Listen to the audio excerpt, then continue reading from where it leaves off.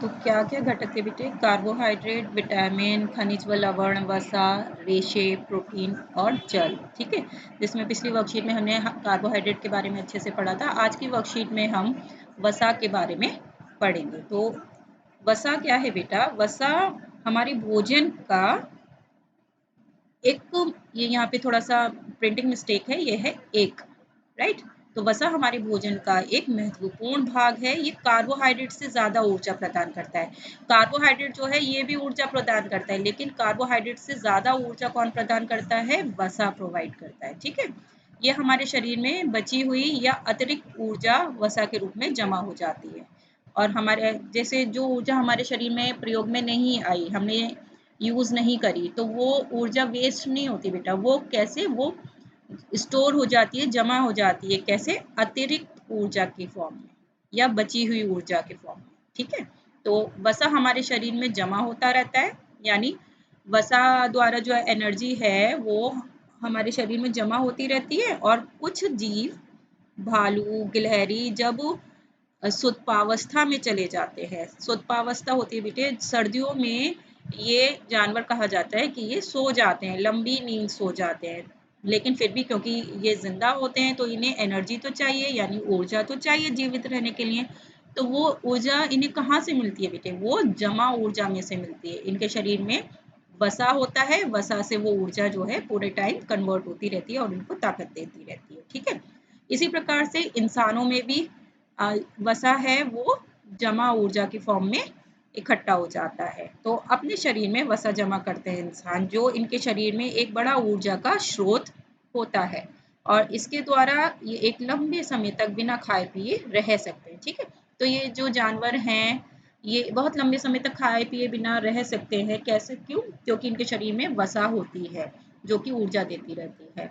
और दूसरा, हम मनुष्यों के बारे में भी आपने देखा है, ऐसा तो नहीं होता ना कि हम एक या दो बार खाना नहीं खाए तो हम मर जाते हैं। ऐसा नहीं होता बेटे, हम बिना खाना खाए कुछ समय तक जिंदा रह पाते हैं।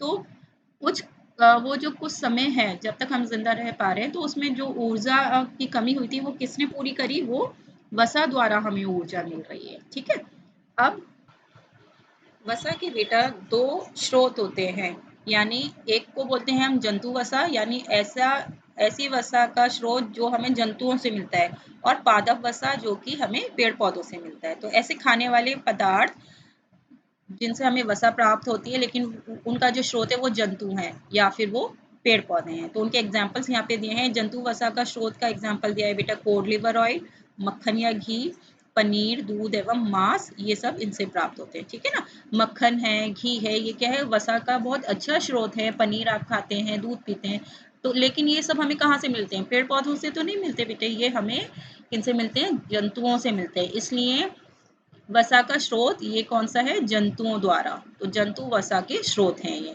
दूसरा, मूंगफली, सोयाबीन, सूरजमुखी, तिल, नारियल, जैतून एवं वनस्पति तेल, ये सब किनसे मिलते हैं बेटे? हमें पेड़ पौधों से मिलते हैं। तो ये पादप वसा के स्रोत है। पादप का मतलब होता है पेड़ पौधे। अब आगे वर्कशीट में कहा गया है कि खराब वसा और अच्छा वसा। यहाँ पे देखिए, तो कुछ खाना जैसे बाहर का खाना होता है उसे हमारे पेरेंट्स मना करते हैं कि बेटा वो आपके लिए अनहेल्दी है, अच्छा नहीं है सेहत के लिए। जैसे बर्गर हो गया, पिज़्ज़ा हो गया, इस तरह की चीज़ें। ठीक है, तो इन्हें क्या बोला जाता है? जंक फूड बोला जाता है। जंक फूड से हमें जो वसा मिलती है बेटा उसे हम बोलते हैं खराब वसा।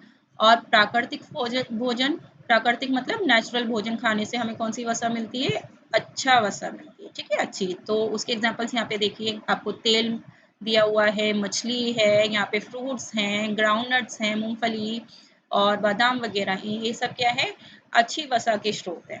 अब किसी खाने में वसा है कि नहीं है, इसको हम कैसे जांचेंगे? तो इसके लिए आपको एक क्रियाकलाप यानी एक एक्टिविटी दी गई है कि हम वसा का परीक्षण कैसे करेंगे। तो खाने की कोई भी चीज़ है, अगर आपको उसके अंदर जानना है कि उसके अंदर वसा है या नहीं है, तो आप क्या करेंगे? उसे कागज पर लेकर और रगड़ देंगे। तो अगर कागज जो है वो तेलिए जैसा हो जाए, यानी उसके ऊपर ऐसा लगे जैसे तेल तेल आ गया है, और वो पारभासी हो जाए, पारभासी यानी जिसके आर पार हम आसानी से ना देख पाए, तो तब हमें पता चल जाता है कि उस खाने में क्या था? वसा। ठीक है, अब हम प्रश्न उत्तर करते हैं। पहला प्रश्न है बेटे कि जब किसी खाद्य पदार्थ से लिपटा कागज चिकना और पारभासी हो जाए तो इसका क्या मतलब है, ये जस्ट अभी हमने यहाँ पे देखा था कि जब किसी में चिकनाहट आ जाए कागज में और वो पारभासी हो जाए, पारभासी मतलब जिसके आर पार हम आसानी से नहीं देख सकते, तो उस खाने में क्या होगा बेटे, उस खाने में वसा होगा। तो सी इसका आंसर है। अब आपने सही मेल करना है, जैसे सेम खाने से, सेम की फली खाने से प्रोटीन मिलता है, तो ऐसे ही मक्खन खाने से क्या मिलता है बेटे, मक्खन खाने से वसा मिलता है। ठीक है। जानवरों और पौधों से प्राप्त होने वाली खाद्य वसा के स्रोत के नाम बताने। ठीक है। वसा के जो दो स्रोत हमने पढ़े थे, एक जानवरों द्वारा और दूसरा पौधों द्वारा, तो उनके नाम बताने हैं। तो इसका उत्तर बेटा आप यहाँ से लिखेंगे, जानवरों यानी जंतु वसा के स्रोत और पादप वसा के स्रोत। आपसे एक एक एग्जाम्पल पूछा गया है, पर आप ये सारे एग्जाम्पल लिखेंगे, राइट।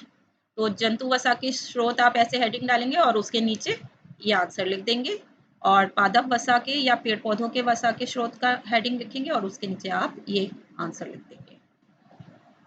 अब नेक्स्ट क्वेश्चन है कि अच्छे और बुरे वसा वाले भोजन के एक एक उदाहरण का नाम लिखिए। तो ये आपको यहाँ पे आंसर दिया हुआ है।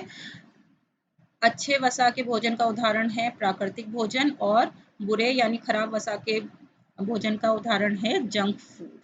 इसके बाद प्रश्न नंबर 5 है बेटा कि वसा हमें कार्बोहाइड्रेट से अधिक ऊर्जा देता है। तो ये हमने पहले ही पढ़ा था कि हाँ, वसा हमें कार्बोहाइड्रेट से ज़्यादा ऊर्जा देता है, तो इसका आंसर है सही। और प्रश्न नंबर 6 है कि क्या आप कुछ उन जानवरों के नाम बता सकते हैं जो वसा को अपने शरीर में जमा करते हैं। तो बेटे इसका आंसर क्या था, भालू, गिलहरी और मनुष्य यानी इंसान।